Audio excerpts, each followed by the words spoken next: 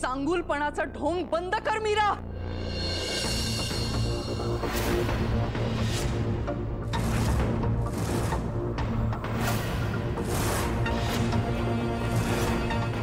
इतके दिवस माझ्या पोटात शिरून राहिलीस, गोड बोलून माझ्याकडून इथल्या सगळ्या गोष्टी समजून घेतल्यास आणि त्याचाच वापर करून घरातल्या सगळ्या माणसांना वश करून पाहतीस तू। हा,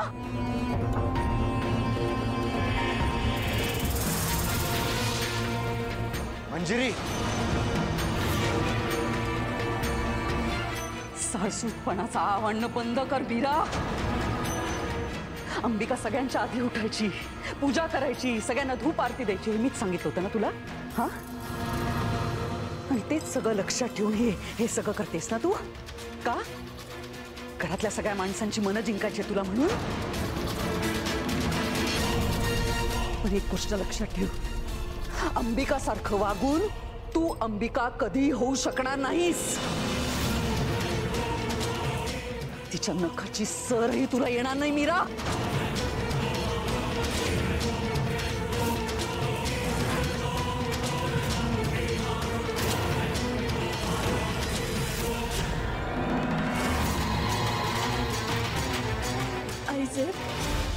हे बघा, गप्प बस तू, एक शब्दही बोलू नकोस।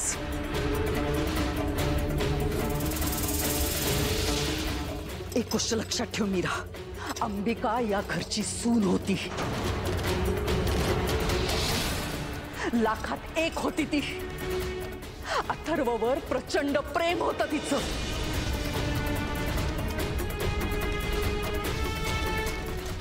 सून म्हणून या घरात मानाने आली होती ती, तुझ्यासारखी फसवून नाही।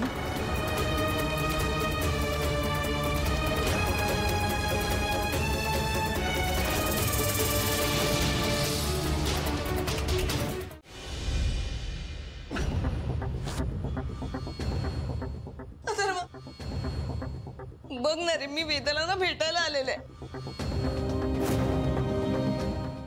पण ही म्हणते की आता वेदाला भेटायचं सुद्धा नाही। खरे आता आपल्या वेदाला भेटायचं सुद्धा नाही मी।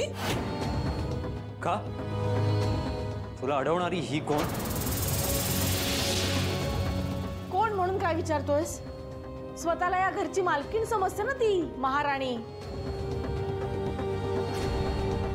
तू आला नसतास ना तर हात मोडला असता मायाचा।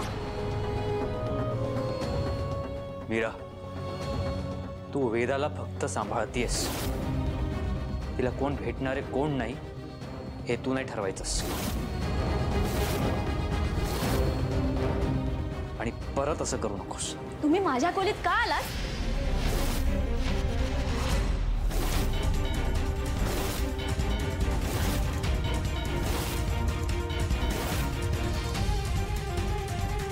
काय?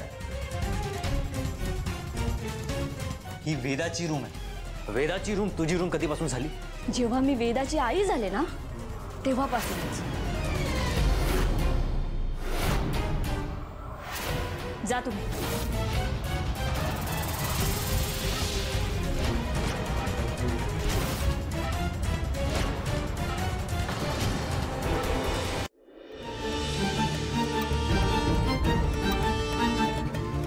काय निर्लज्ज बाई आहेस तू?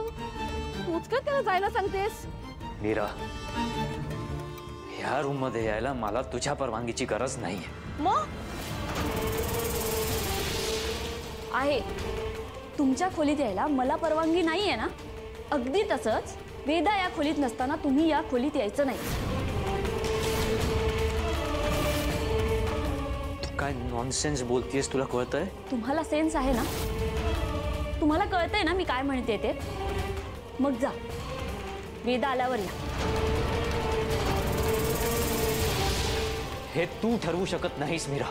ठरवू शकते, कारण तसा अधिकार मला दिलाय। तो अधिकार मी तुला दिलेला नाहीये। तो अधिकार तुम्ही द्यायची गरजच नाही। इथे राहायची परवानगी मला दादासाहेबांनी दिली। आणि तुम्हाला खरंच काही प्रॉब्लेम असेल ना तर तुम्ही दादासाहेबांना जाऊन भेटा।